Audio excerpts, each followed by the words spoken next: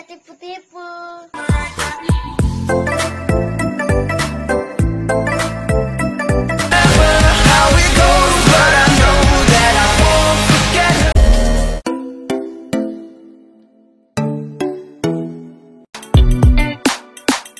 Okey, kita sambung nombor 2.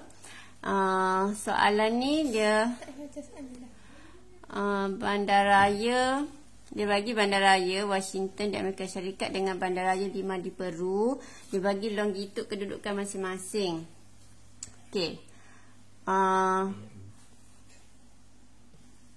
Okey, jadi Washington dia bagi 38.88 utara. Ni adalah keratan rentas untuk apa ni, Long? Keratan rentas bumi sebagai sfera.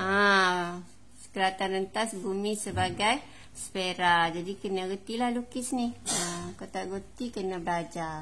Okey, jadi kalau 38.88 utara, jadi daripada sini kita kira sudut dia ke arah utara 38.88.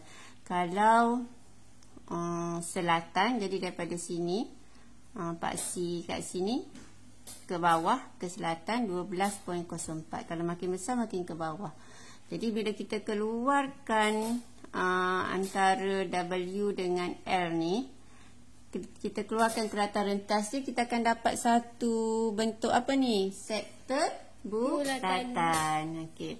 Jadi kita dapat sektor bulatan ni adalah jejari dia. Berapa jejari dia, Long? 63 poin.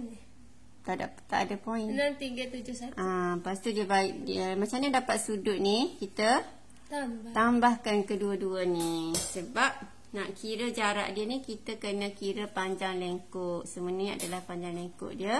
Jadi kita tambah je lah. Okay. Bila kita nak cari panjang lengkuk, kita guna rumus S sama dengan R theta. Jadi R dia dah ada, theta dia. Theta untuk guna rumus panjang lengkuk ni, theta mesti dalam unit radian. Jadi cara nak tukar dia macam sebelum ni lah.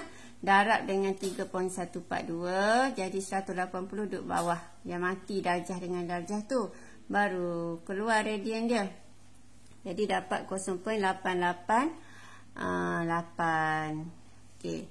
Jadi kita terus gunakan rumus S sama dengan R theta. Jadi S dia dapatlah 5662.58. Boleh? Okey. Okey, nombor 3 pula. Jadi yang ni soalan ni dia menunjukkan sebahagian daripada trek larian bentuk semi bulatan. Jadi separuh daripada bulatan. Okey, Fazura ingin menghantar baton. Jadi Fazura duduk sini, dia nak hantar baton kepada Jamilah. Jadi Jamilah menunggu jauhnya dari Fazura 85 darjah. Okey, dia nak cari jarak Fazura perlu lari untuk hantar baton kepada Jamilah. Jadi jarak ni akan jadi panjang lengkuk. Ni jadi bentuk sektor bulatan. Okay, jadi sudut dia dah bagi kat sini 85. Ni dia bagi apa dia sini ni? Jejari. Jejari dia berapa, Long? 25. Jadi first step kita kena tukar lah. Kita nak cari sini S. Jadi S kita akan guna rumus S sama dengan R theta. Theta mesti dalam unit radian. Okey. Jadi radian kita tukar dululah 85 darab dengan pi per 180. Jadi pi macam biasa ambil nilai ni. Jadi tekan kalkulator dapatlah 1.4837 ni radian. Okey. Kalau tak tulis pun tak apa. Seterusnya kita nak cari S panjang lengkuk ni. Jadi kita darab je lah. Darab jejari dengan radian, sudut dalam radian tadi. Dapatlah 37.0925 meter. Macam tu je. Gitu je lah.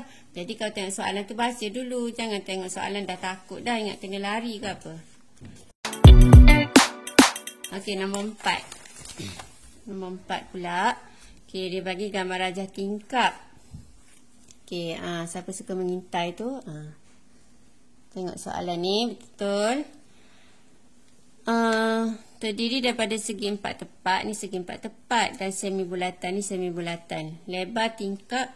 Ni lebar dia 70. Tinggi dia 100. Tinggi 100. Itulah. Cari panjang lengkuk tingkap yang berbentuk semi bulatan. Ni tingkap berbentuk semi bulatan yang atas ni. So cari panjang lengkuk ni. Jadi cikgu keluarkan kerata rentas untuk yang ni sahaja. Okey, jadi sini yang asal sini berapa long panjang kat sini? 70. 70. Jadi kita nak dapatkan jejari kita kena buat apa? Ni kan 70, nak dapat jejari kena bahagi 2. Jadi dapatlah jejari 35, 35. Sini sudut sini bernilai kalau semi bulatan sudut sini berapa long? 180. Mana long ni? Alah, gilain pula. Okey, jadi sudut 180 jadi pi. Duduk sini je, jangan gilain. Okey, jadi 180 kan sama dengan pi.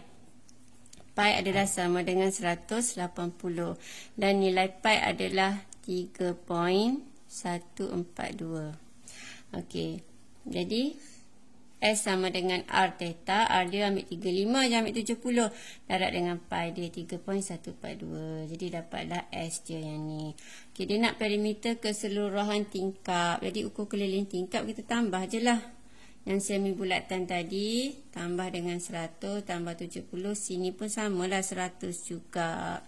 Okey, jadi dapatlah perimeter semua sekali nilai yang ni. Okey. Next soalan yang terakhir. Okey, nak habis dah. Okey. Jadi belajar buat admin ni kena sabar. Kena faham step by step. Okey. Jadi dia bagi rajah menunjukkan rantai yang dipasang. Jadi jangan tahu naik basikal je. Kena tahu juga lilitan dia berapa. Okey, gegancu hadapan dan gegancu belakang. Okey, lepas tu diberi lilitan gegancu hadapan. Ni gegancu hadapan yang besar ni.